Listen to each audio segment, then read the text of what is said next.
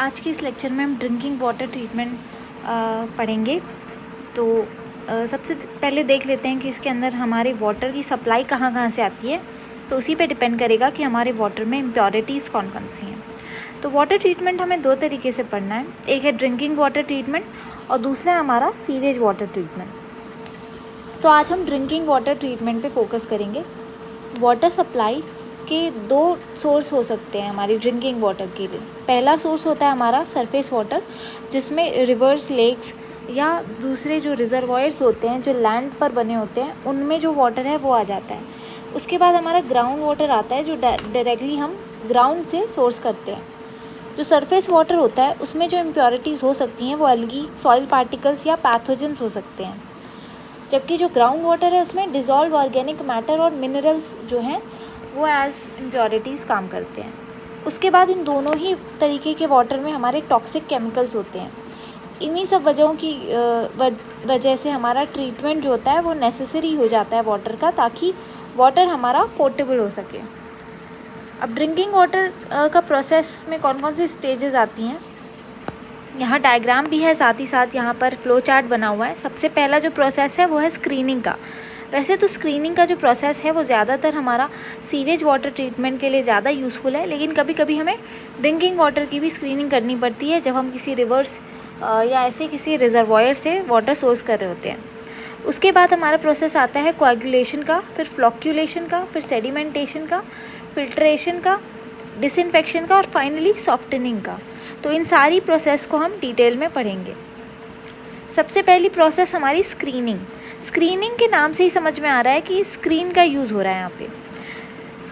तो कुछ सोर्सेज हैं जहाँ पर हमें स्क्रीनिंग करने की ज़रूरत पड़ती है, जिससे हम फ्लोटिंग मैटर जो वाटर में होते हैं उसको ईजिली हम रिमूव कर लेते हैं, जैसे removal of paper, plastic, stones या बिगर पार्टिकल्स।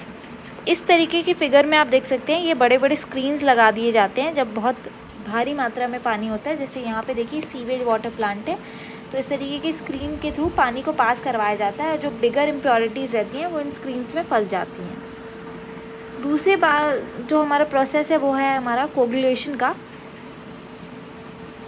स्क्रीनिंग के बाद कोगुलेशन का हम प्रोसेस यूज़ करते हैं। इसमें क्या होता है, हम कुछ कोगुलेंट्स डालते हैं, जैसे कि एलम हो गया, सोडियम एल्यूमिनेट हो गया, ये डालते हैं।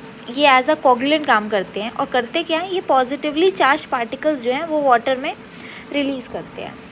अब पॉजिटिवली चार्ज पार्टिकल्स क्या करते हैं कि वाटर में जो नेगेटिवली चार्ज पॉल्यूटेंट्स होते हैं ना, जो पॉल्यूटेंट है उनके ऊपर नेगेटिव चार्ज है, उनको क्या कर देते हैं, न्यूट्रलाइज़ कर देते हैं। अब न्यूट्रलाइज़ कर दिया यानी कि अब उनमें कोई भी चार्ज नहीं है, तो वो एक दूसरे को रिपेल या अट्रैक्ट नहीं रिपेल नहीं करेंगे। तो कोगुलेशन के बाद जो हैं जो पार्टिकल्स जो हैं वो एक दूसरे के साथ स्टिक करने लगते हैं और लार्ज पार्टिकल्स फॉर्म करते हैं, जिनको रिमूवल जो होता है उनका वो इजी हो जाता है। यहाँ पर हम वाटर की रैपिड मिक्सिंग करते हैं, ठीक है, जिससे कि कोगुलेशन जो है वो और ज़्यादा बढ़ जाता है, क्योंकि कोगुलेंट जो है वो अच्छी तरीके से डिस्पर्स हो जाता है, वाटर में फैल जाता है। तो यहाँ पे हमें याद रखना है रैपिड मिक्सिंग होती है। कोगुलेंट यूज़ करते हैं एलम, सोडियम एल्यूमिनेट, और यहाँ पे न्यूट्रलाइजेशन हो जाता है हमारे नेगेटिवली चार्ज पोल्यूटेंट्स का। नेक्स्ट जो प्रोसेस है हमारी वो है द प्रोसेस ऑफ फ्लॉक्यूलेशन। कोगुलेंट से मिलता जुलता ही प्रोसेस है। कोगुलेशन के जस्ट बाद हम फ्लॉक्यूलेशन करते हैं। यहाँ पर क्या होता है, जो पार्टिकल्स ने न्यूट्रल चार्ज जो अटेन कर लिया था हमारे कोगुलेशन प्रोसेस में, उसके बाद फ्लॉक्यूलेशन में क्या होता है, यही न्यूट्रली चार्ज पार्टिकल्स जो हैं वो एक दूसरे के साथ स्टिक कर जाते हैं और यहाँ पर हम वाटर की स्लो मिक्सिंग करते हैं। जहाँ पे हम कोगुलेशन में रैपिड मिक्सिंग कर रहे थे, यहाँ पर स्लो मिक्सिंग करते हैं, जिससे कि जो डिस्पर्स कोगुलेंट पार्टिकल्स जो हैं वो एक साथ मिल के हमारी फ्लॉक बना लेते हैं।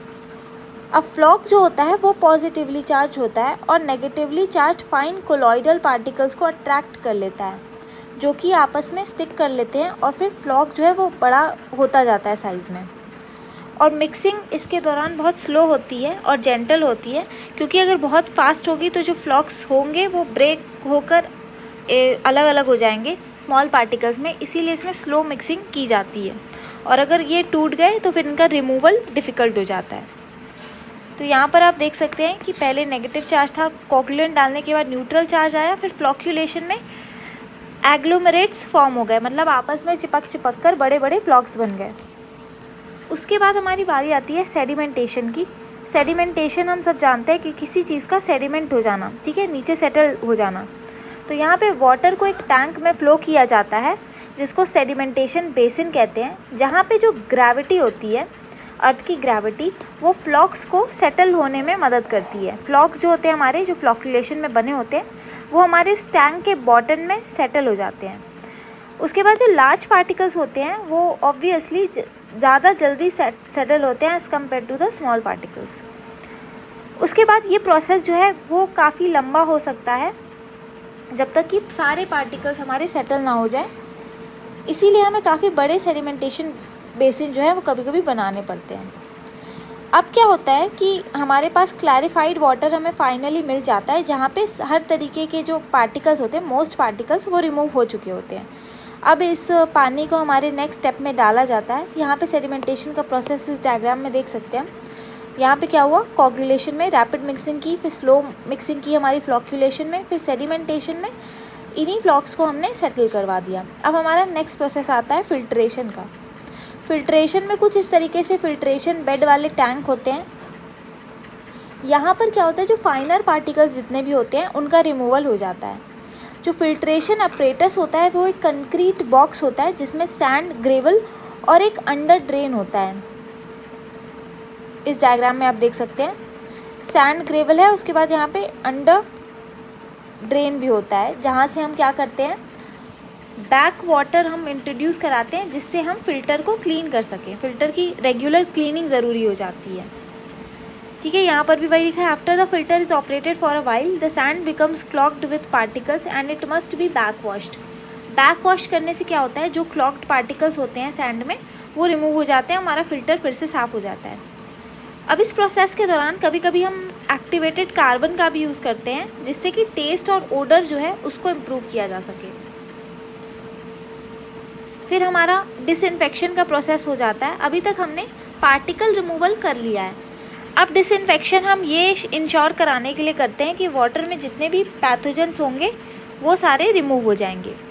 अब इसको हम क्लोरीन ट्रीटमेंट और भी यूवी ट्रीटमेंट और भी आयन एक्सचेंज करके बहुत सारे प्रोसेस होते हैं जिससे हम डिसइंफेक्शन कर देते हैं, बैक्टीरिया और वायरस को मेनली किल करते हैं। ओजोन ट्रीटमेंट भी इसी का पार्ट है, लेकिन अभी हमें फ़िलहाल यही याद रखना है कि मेन इसमें क्या होता है, डिसइंफेक्शन में पैथोजेंस को हम रिमूव करते हैं या किल करते हैं जिससे कि वाटर हमारा सेफ़ हो जाए ड्रिंकिंग पर्पसेस के लिए। सबसे एंड में जो प्रोसेस आता है वो होता है वाटर सॉफ्टनिंग का। अब वाटर अगर ऐसी जगह पे प्रेजेंट है जहाँ पे वो डायरेक्टली बहुत ज़्यादा कांटेक्ट में आ रहा है लाइमस्टोन के, तो इसमें कुछ मिनरल्स जैसे कि कैल्शियम और मैग्नीशियम की बहुत हाई मात्रा हो सकती है, हाई लेवल्स हो सकते हैं, और इन केमिकल्स की प्रेजेंस में वाटर हमारा हार्ड हो जाता है, ठीक है, जिससे सोप के साथ वो झाग नहीं बना पाता हार्ड वाटर। तो इस प्रोसेस को हमें रिमूव करने के लिए, हार्डनिंग को रिमूव करने के लिए हमें सॉफ्टनिंग करनी पड़ती है। यहाँ पर हम 2 केमिकल यूज़ करते हैं, लाइम कैल्शियम ऑक्साइड और सोडा ऐश Na2CO3। इनको हम क्या करते हैं, वाटर में ऐड करते हैं जिससे कैल्शियम और मैग्नीशियम के साथ ये रिएक्ट करके प्रेसिपिटेट बना लेते हैं, और जो वो प्रेसिपिटेट बना जो सॉलिड फॉर्म में, उसको फिर हम रिमूव कर देते हैं सेडिमेंटेशन और फिल्ट्रेशन से, और फाइनली हमारा जो वाटर होता है वो ड्रिंकिंग पर्पसेस के लिए सेफ़ हो जाता है और हम उसको आगे की तरफ भेजते हैं होम कंजम्पशन के लिए। तो इस तरीके से आज हमने देखा कि कैसे हमने ड्रिंकिंग वाटर को प्यूरिफाई किया, ड्रिंकिंग वाटर को ट्रीट किया। नेक्स्ट लेक्चर में हम सीवेज वाटर ट्रीटमेंट को स्टडी करेंगे।